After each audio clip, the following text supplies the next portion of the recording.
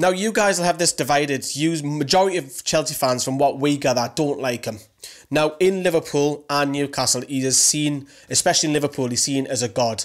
Now, we absolutely love him up here. All he needs to do is put a trophy on that on the table, and he will be adored. There'll be a statue up, and that's just one trophy. We are starved of success, and he's the first man, really, for about over a decade, since Bobby Robson and Kevin Keegan. When Keegan was here, we were trying to win the championship, you know, then it went in decline. When Bobby come back, we're playing Champions League, we're beating Barcelona and everything again, playing the likes of Barcelona, and, you know, he's the first one that Newcastle fans have real hope for, whereas Newcastle have had horrible appointments over the years, Joe Kinnear, so to speak, and he's the first one who just gets it. Do you know, when you just have someone who goes to your club who's not from the area but just totally clicks? He's that one. But we've got a horrible owner. The better Mike Ashley fucks off, pardon my French, the better we'll have a chance of winning the domestic trophy, because that's where Newcastle are going to have to look at realistically if we have money coming in. Well, how do I see Rafa? Well, it's fair to say that our supporters never really took to him, but that was because of the comments that he made whilst he was the Liverpool manager, when we were playing Liverpool every season in the Champions League, and we had this thing going with Liverpool, you know, and he made some comments about our fans and the flags and everything else, and our supporters never took to him, to be fair. However, what I will say is I think he's a fantastic manager, and I think he'll do a great job for you. I really, really do. I think he's right up there in terms of, you know, managers out there. And I can understand why you love him so much, and I can understand why he's a god, you know, on Merseyside. And he did do a really good job for us. We were towards the end of that season. We were almost playing 3 games every 10 days, and we were winning games. You know, we went on this incredible run towards the end, where we ended up securing 3rd spot. But of course, right at the end of the season, we lifted the Europa League, and of course that gave us the set in terms of European trophies. So without Rafa, we wouldn't have, you know, all 4. Yes and no. The reason being, I don't think that, you look at last year, you look at the lower league, who was it? Lincoln put out Burnley, went on that great run with the 2 brothers in charge. I think for the lower league sides, it's magical for them. It really, really is. And who knows who could go far this year from the lower league ends. For the Premier League, not so much. You see a lot of Premier League, especially the big boys, resting their side because the FA Cup no longer holds that mantle of being the big trophy. It's the Premier League and it's the Champions League now, and the FA Cup is so probably third in line. Now, if you go abroad, you go to Germany, you go to Italy, you go to Spain, they love the FA Cup for the drama and what happens.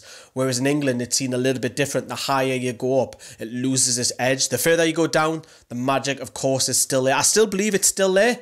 And like I said, this is a one-off game again to use. Why can't we cause an upset? Bradford done it to use a couple of years ago. Why not? I think for me, the FA Cup has lost its sparkle or its magic.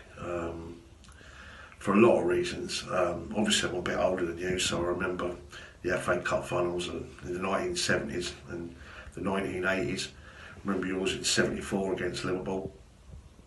And I've got to be honest with you, the whole day, it didn't matter who was playing, you'd sit around the TV as a family and build your whole day around it. For starters, it was on terrestrial TV, so you had 2 choices. It was either John Motson or Brian Moore, ITV or BBC. But the whole build-up would start, you know, 11, 10 o'clock in the morning. It's the knockout, the road to Wembley. You'd see the players get from their hotel. It was just a whole occasion. You know, the kick-off times was 3 o'clock. And of course, it was the old Wembley, you know, the old Twin Towers, which I massively prefer to the new Wembley. In fact, I hate the new Wembley. But I guess I kind of get it really, because probably in the last 20 years, we've been spoilt, I suppose, as Chelsea fans. We've been to many finals, and I think in comparison to the League Cup, I don't think it's lost any of its magic. It's pretty much stayed as it ever was, and if anything, it's better because you get more of your own supporters in to that particular final. Whereas we know the FA Cup, you do lose an allocation of your tickets to other support from with regards to the lower league sides, and the magic of that and the possibility of a giant killing. It's still there, as we know, and a few years ago Bradford City come to our place, we were 2-0 up and they beat us 4-2, and who could have predicted that? So I do get where you're coming from that perspective, but for me it's lost a little bit of its magic, but it's still the FA Cup. So for us, key men you need to watch out for is Jamal Lascelles. Massive talk about him possibly playing for England. Ever since he's come back from the start of the season, he was fantastic. Had a brief spell out. We conceded goals. That was the start of our horrible run. You come back into the side and we're only conceding one goal here and there. Yes, we conceded 3 against Manchester City, but take that game apart, no team has scored more than 2 goals since Jamal Lascelles being in the side. So he's, without a shadow of doubt, our best player. If Mikel Merino starts, he can get us playing. Jacob Murphy's been our best player since the turn of the year. He's now starting to show a bit of that 12 million fee that were paid for him as well. So there for Newcastle. For you guys, I would probably say Cesc Fabregas, not Eden Hazard. The reason being is, first of all, does Antonio Conte rotate the side, which I'm expecting him to do that. But I think if Fabregas, I know there's a doubt on him playing, but if he does play, I just think because the game could be end-to-end in FA Cup, he can pinpoint your crosses, pinpoint your balls through, get players through, maybe to Batshuayi who plays, or Eden Hazard on the left, or Pedro, or whoever. I just think if I was a Prez, need to get tight on him if Prez does start, because Prez does our hard work, high pressing off the ball. So Fabregas for me, I'm going to choose him for this game. I think in terms of the match, again, it's all dependent on which side Antonio Conte picks. It's well documented that Thibaut Courtois, the goalkeeper's out. Alvaro Morata has still got his back issues, so he's out. Willian is also out. And I know you mentioned Cesc Fabregas, but it's a 50-50 with regards to him, with regards to a late fitness test, although he did train at some point today.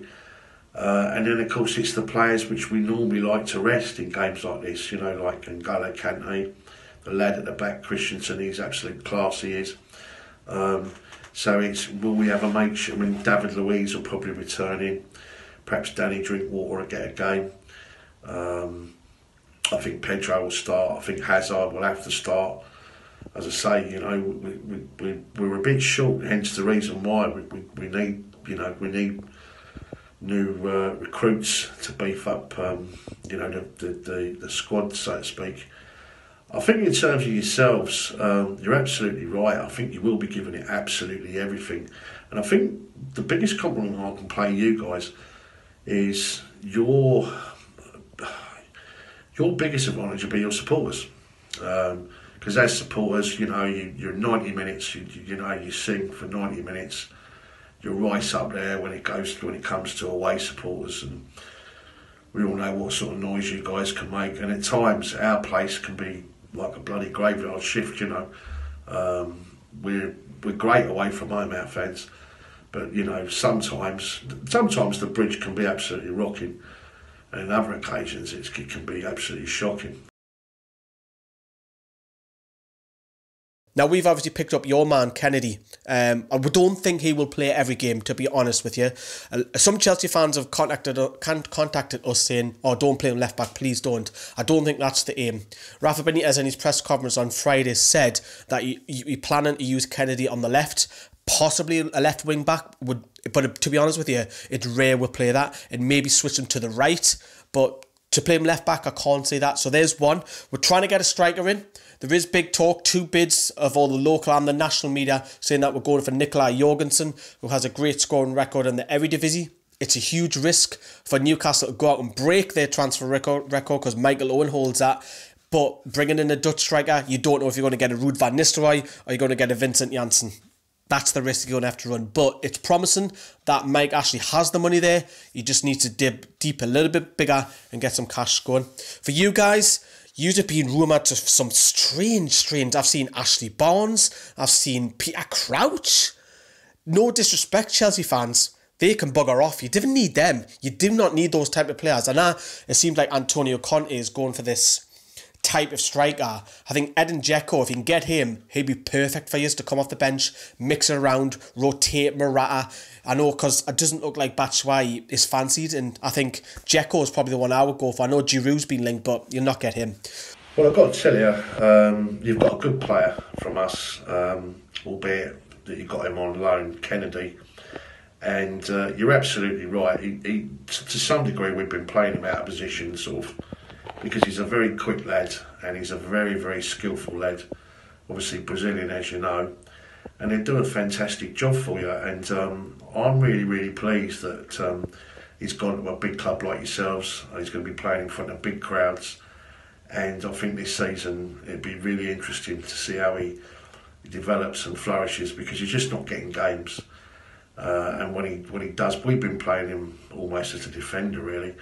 But he can really move. In terms of ourselves, as you know, we've got one player in, Ross Barkley. I think that was a fantastic bit of business, especially the price. But at the moment, it's all a bit of a conundrum. We have been linked with some absolute shocking names, which are not Chelsea-esque, if you like. But one player that I'm rather excited about is Edin Dzeko, which hopefully, fingers crossed, in the next 48 hours will be a Chelsea player. Antonio Conte is clearly earmarking a target man right now, and we're in desperate need of a striker. Vera Morata, he's a quality player. He just needs a little bit of confidence, to be fair, because the first part of the season he was banging the ball in the back of the net. It's just them one-on-one situations. When you've got too much time to think. He's made a couple of errors there, and as you know, football is all about confidence. But one player I just don't think is going to make it at all is Michy Batshuayi. The way we play, we tend to play right from the back. We almost entice the opposition onto us, and we move. We're pretty confident with our pass, and we move the ball. And eventually, of course, it gets to a striker where it's got to stick for either William Hazard or Pedro to get going.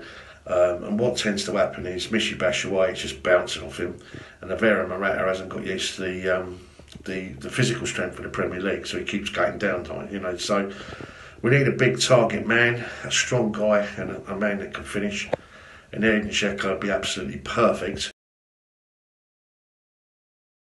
We come down Stamford Bridge the very beginning of December. Rafa surprised us even playing a wing-back system. He brought Chancellor Mbemba in, and he played Matt Ritchie bizarrely at left wing-back. We've never seen that before. Ritchie had an awful game. He cost us 2 goals. And, we scored early for Dwight Gale, and we didn't really kick on from there. And I think because this is a one-off in the magic of the FA Cup, so to speak, I think we're going to show a lot more ambition. We've got to, because we know that Newcastle's main aim, priority, and no disrespect to Chelsea, but our bigger game, it is a bigger game for us on Wednesday against Burnley. This is a one-off. So for me personally, I want to see us attack us. I want us to attack yous. I want to be end-to-end, like old school end-to-end. I think yous will nick it because the quality will win, but I think we will show them more fight. I think we'll show them more passion, but I think the quality will end, and I think yous will nick it 2-1. Listen, anything can happen. It's 90 minutes of football. And as I say, we didn't expect to get beaten by Bradford City, but we did. And we had some good players on the pitch that day as well, so there's no excuses. It's just, the magic happens. And why not? Why not indeed? But I'm expecting us to win it. And I'm going to go with a scoreline of 2-1. So I think it'd be quite tight, But there you go. Thank you very much, Tony. Thank you, Chelsea SW6. If you don't know who I am, I'm Lee. I'm one of the 4 presenters here at Newcastle Fans TV. We do everything what a normal fans channel would do. We do discussions, we do fan cams, previews, analyst videos. We try and get interviews. We'll get international fans as well on board as well. So come over to us. We've just recently went over 12,000. Thank you very much. Cheers, Tony. Ta-da. Well, nice to meet you, Lee. For anyone out there, it's your Chelsea SW6. We're one of 3, I guess, Chelsea fan channels that are out there. And I might as well give them a plug. 100% Chelsea and CFC Fans TV, why not? We're all Chelsea after all. With regards to ourselves, we're pretty much the smaller out of the three, but we're the biggest with regards to the social media side, because we built up our social media angle up first, if you like, and we've got 81,000 members on that, but we're closing on 4,000 subscribers with regards to the YouTube channel, and we've recently started doing the fan cams outside the ground, so fingers crossed we can start to grow and catch up the other two, and you know, it's all about the love within the Chelsea community. Lovely to meet you, mate, and may the best team win, and obviously look forward to coming to St James's, you know, at the end of the season. Hello, I'm Bobby Tamlin, ex-Chelsea player. I'd like you not to forget to subscribe to Chelsea SW6.